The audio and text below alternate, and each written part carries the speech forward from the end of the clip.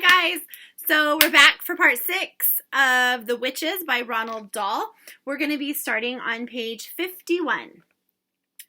Soon after that, my grandmother and I took the train to Bournemouth and settled into the Hotel Magnificent. It was an enormous white building on the seafront, and it looked to me like a pretty boring place to spend a summer holiday in. I had my own separate bedroom, but there was a door connecting my room to my grandmother's room so that we could visit each other without going into the corridor. Just before we left for Bournemouth, my grandmother had given me a consolation a present of 2 white mice in a little cage, and of course I took them with me. They were terrific fun, those mice. I called them William and Mary, and in the hotel I set out right away teaching them to do tricks. The first trick I taught them was to creep up the sleeve of my jacket and come out by my neck. Then I taught them to climb up the back of my neck onto the top of my head. I did this by putting cake crumbs in my hair. So there he is teaching the mice the tricks. On the very first morning after our arrival, the chambermaid was making my bed when one of my mice poked its head out from under the sheets. The maid let out a shriek that brought a dozen people running to see who was being murdered. I was reported to the manager. There followed an unpleasant scene in the manager's office with the manager, my grandmother, and me. The manager, whose name was Mr. Stringer, was a bristly man in a black tailcoat. "I cannot permit mice in my hotel, madam," he said to my grandmother.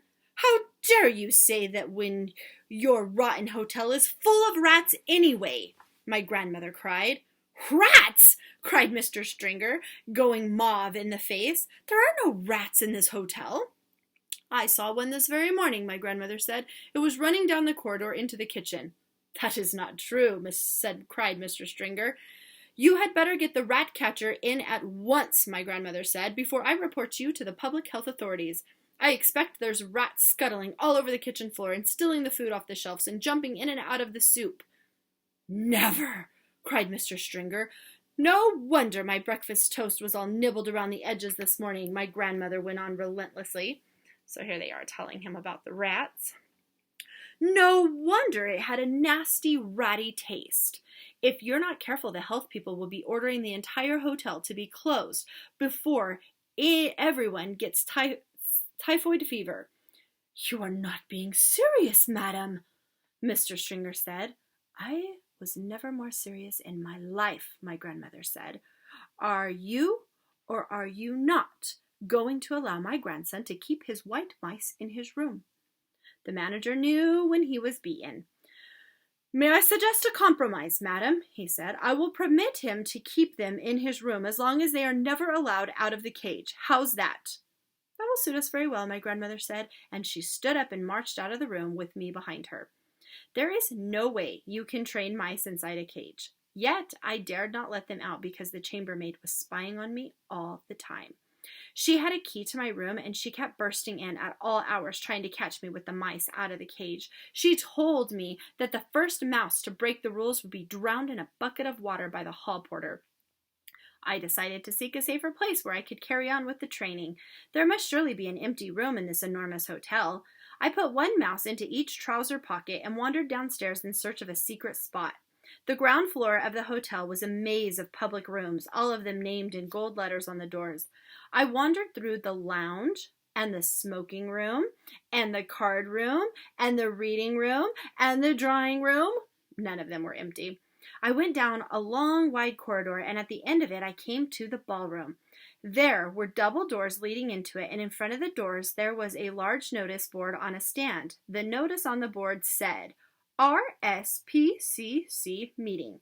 Strictly private. This room is reserved for the annual meeting of the Royal Society for the Prevention of Cruelty to Children." The double doors into the room were open. I peeped in. It was a colossal room. There were rows and rows of chairs, all facing a platform. The chairs were painted gold, and they had little red cushions on the seats, but there was not a soul in sight. So here he is looking at that room. I sidled cautiously into the room. What a lovely, secret, silent place it was. The meeting of the Royal Society for the Prevention of Cruelty to Children must have taken place earlier in the day, and now they have all gone home.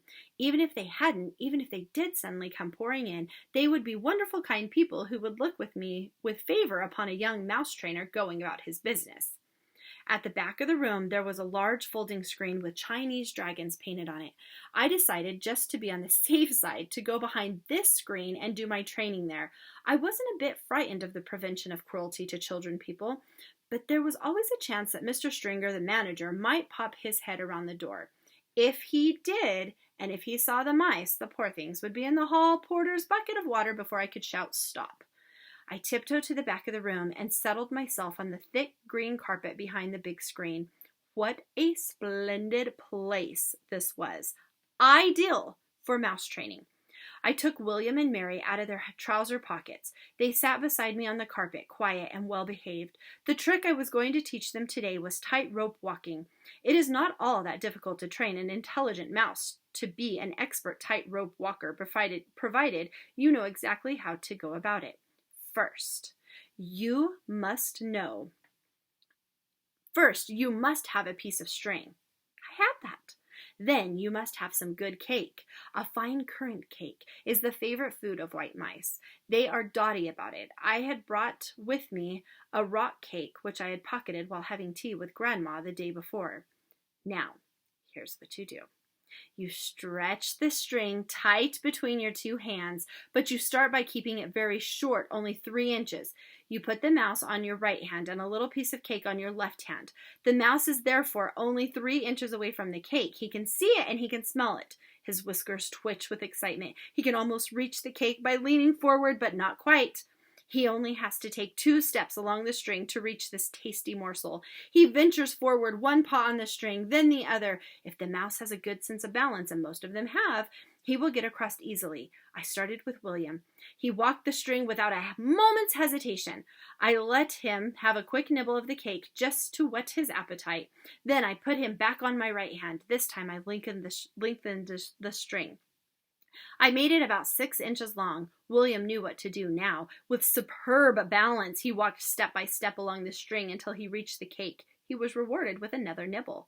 Quite soon, William was walking a 24-inch tightrope, or rather tight string, from one hand to the other to reach the cake. It was wonderful to watch him. He was enjoying himself tremendously. I was careful to hold the string near the carpet so that if he did lose his balance, he wouldn't have far to fall. But he never fell. William was obviously a natural acrobat, a great tightrope walking mouse. Here he is training him. Now it was Mary's turn. I put William on the carpet beside me and rewarded him with some extra crumbs and a currant. Then I started going through the same routine all over again with Mary. My blinding ambition, you see, my dream of dreams, was to become one day the owner of a white mouse circus. I would have a small stage with red curtains in front of it, and when the curtains were drawn apart, the audience would see my world-famous performing mice walking on tightropes, swinging from trapeze, turning somersaults in the air, bouncing on trampolines, and all the rest of it. I would have white mice riding on white rats, and the rats would gallop furiously round and round the stage. I was beginning to picture myself traveling first class all over the globe with my famous white mouse circus and performing before all the crowned heads of Europe.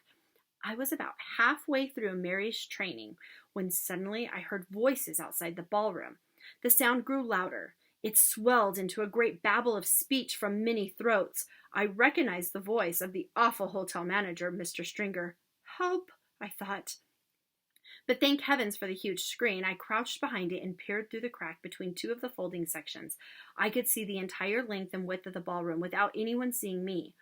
Well, ladies, I am sure you will be quite comfortable in here, Mr. Stringer's voice was saying. Then in through the double doors he marched, black tailcoat and all, spreading his arms wide as he ushered in a great flock of ladies. If there is anything we can do for you, do not hesitate to let me know, he went on. Tea will be served for all of you on the Sunshine Terrace after you have concluded your meeting. With that, he bowed and scraped himself out of the room as a vast herd of ladies from the Royal Society for the Prevention of Cruelty to Children came streaming in. They wore pretty clothes, and all of them had hats on their heads. The meeting. Okay, we're going to stop right there. So you're done with part 6. Head on down to part 7. Bye, guys.